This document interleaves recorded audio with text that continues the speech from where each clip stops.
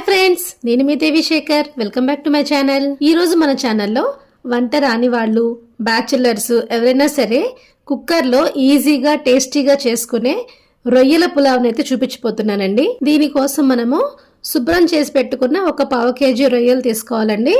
దాంట్లోకి మనము ఒక పావు టీ స్పూన్ ఉప్పు, అర టీ స్పూన్ కారము, అలానే ఒక పావు టీ స్పూన్ జీలకర్ర పొడి, ఒక టీ స్పూన్ ధనియాల పొడి, పావు టీ స్పూన్ గరం మసాలా, పావు టీ స్పూన్ పసుపు, ఒక టీ స్పూన్ అల్లం వెల్లుల్లి పేస్ట్, 2 టేబుల్ స్పూన్ల పెరుగు, 1 టేబుల్ స్పూన్ ఆయిల్, ఒక గుప్పెడు కొత్తిమీర, ఒక గుప్పెడు పుదీనా, అలానే 1 టేబుల్ స్పూన్ నిమ్మకాయ రసం కూడా వేసేసుకొని ఈ మసాలాలన్నీ కూడా రొయ్యలకి పట్టేలాగా మంచిగా మ్యారినేట్ చేసుకోవాలండి.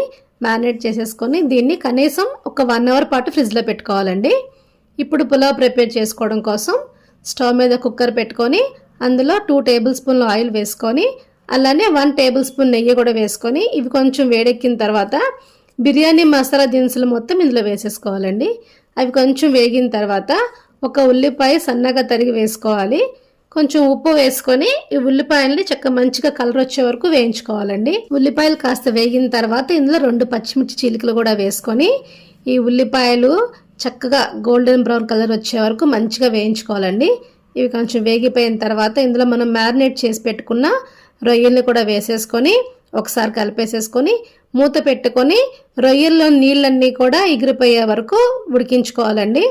రొయ్యల నీళ్ళన్నీ చక్కగా ఎగిరిపోయిన తర్వాత 1 గంట సేపు నానబెట్టుకున్న 1 గ్లాసు బాస్మతి రైస్ వేసుకొని ఈ రైస్లోని వాటర్ ఎగిరిపోయే వరకు ఫ్రై చేసుకోవాలండి. ఈ రైస్లోని వాటర్ అంతా చక్కగా ఎగిరిపోయిన తర్వాత ఇందులోకి మనము ఎసరు పోసుకోవాలండి.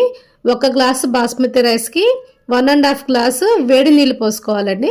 వేడి నీళ్ళు పోసేసుకొని రుచికి సరిపడా సాల్ట్ వేసుకోవాలి. అట్లనే కొంచెం కొత్తిమీర, కొంచెం పుదీనా కూడా వేసుకొని ఒకసారి మొత్తం అంతా కలిపేసేసుకొని ఇది చక్కగా ఉడకపడుతూ ఉన్నప్పుడు కుక్కర్ మూత పెట్టేసేసుకొని మీడియం ఫ్లేమ్లో 2 విజిల్స్ వచ్చే వరకు ఉడికించుకోవాలండి. ప్రెషర్ పోయిన తర్వాత కుక్కర్ మూత తీసి చూస్తే మన ఎంతో టేస్టీగా ఉండే రొయ్యల పులావ్ అయితే రెడీ అయిపోయిందండి. ఈ వేడి వేడి రొయ్యల పులావ్ని సర్వింగ్ ప్లేట్లోకి తీసేసుకొని ఆనియన్ రైతా, కుకుంబర్తో తీసుకుంటే ఎంతో టేస్టీగా ఉంటుందండి. తక్కువ టైంలో ఎంతో టేస్టీగా చేసుకునే ఈ రొయ్యల పులావ్ మీకు నచ్చిందండి?